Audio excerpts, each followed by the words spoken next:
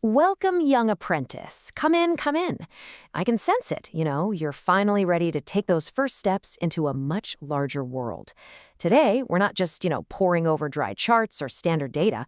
Oh no, we're doing something much more important. We're actually diving into the sacred texts themselves. Specifically, we're going to explore the foundational teachings laid out in the reference archive Geschichten der Jedi, which translates to Stories of the Jedi and Sith. Think of this as your personal explainer for the chapter titled, Ich will ein Jedi werden. I want to become a Jedi. So take a deep breath, settle your mind, clear out all those distracting thoughts, and let's actually begin your training. Okay, let's dive into this.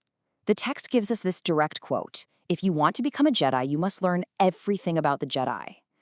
And listen, that is not just some throwaway line, okay? It is literally the absolute foundational rule for your entire journey from here on out. You can't just pick up the tools of a peacekeeper and expect to know what you're doing. You've got to understand the history, the really profound discipline, and the sheer weight of responsibility that comes with the order. It's like, knowledge has to come before action. Always. Before you can even think about igniting a lightsaber, you absolutely have to ignite your mind. The text makes it incredibly clear. You need total dedication to your studies before anything else. Now, think about how this sets up the whole framework for your life ahead. The archives clearly map out this incredibly difficult road to knighthood in 3 very distinct steps. First up, you're going to train very hard for many, many years. We're talking absolute discipline of both your body and your mind. But here's where it gets really interesting. Actually, scratch that. It's downright profound. There's this huge contrast between all that intense martial training and what your actual goal is. Sure, the texts say the Jedi are straight up the best fighters in the entire galaxy, but then you look at steps 2 and 3.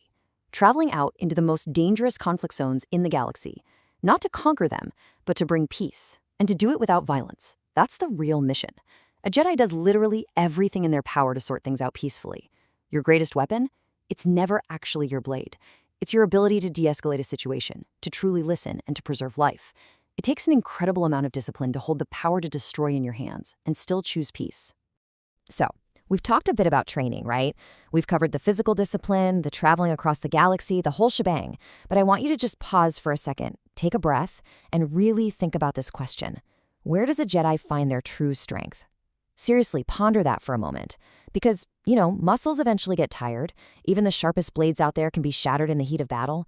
Everything physical, it's completely fleeting. If you're going to maintain peace across 1,000 different star systems without resorting to violence, that requires something infinitely greater than just knowing how to fight. It requires a really deep, profound connection to something mystical, something way, way beyond what we can just see or touch.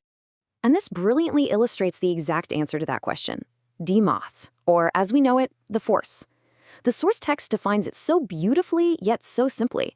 It says it's a special, invisible energy that is absolutely everywhere, and it's what gives the Jedi their great power.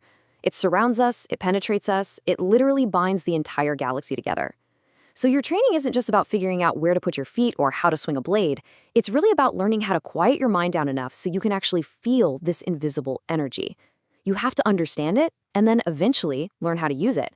But, and this is a big but, remember that the Force isn't just some weapon you pick up when you're mad and put down when you're done. No way. It's a vital, living stream of energy. As an apprentice, you have to humbly learn to listen to it and respect it way before you ever try to direct it. So the absolutely crucial thing here is knowing how to handle that profound connection responsibly, right? And to figure that out, we look to the ones who walk this path way before us, the ones who truly mastered themselves. The ancient archives point us towards some truly legendary masters, Mace Windu, Obi-Wan Kenobi, and of course, the incredibly wise Master Yoda. These are your ultimate role models, hands down.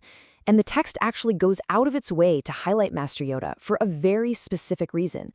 See, he doesn't use the Force for personal gain. He doesn't use it for glory or to dominate anybody. He uses the Force for one reason and one reason only, to help others in the galaxy. And honestly, that is the true mark of a Jedi Master. It's this boundless power, but perfectly balanced by just as much boundless compassion. They are the literal living embodiment of the exact ideals you're striving for every single day. Now, as we wrap up this first lesson together, I have to leave you with a pretty heavy question to chew on. Will you walk the path of light, or will you fall to the dark side? You see, this reference archive we've been digging into today, it doesn't only talk about peace and harmony. If you flip ahead a bit, it's got some much darker chapters. Chapters like Darth Vader's Geschichte, the story of Darth Vader, and it gives this really chilling warning. Hüte dich vor der dunklen Seite. Beware of the dark side. Because the truth is, the path of a Jedi is absolutely filled with temptation. That incredible, invisible energy of the Force, it can be corrupted so easily by things like anger or fear or just this desperate desire to be in control. So you have the knowledge now. You know what it takes to start this training. But what you actually do with that knowledge, that destiny, my young apprentice, rests entirely in your own hands. So I'll ask you one last time. What kind of Jedi are you going to choose to be?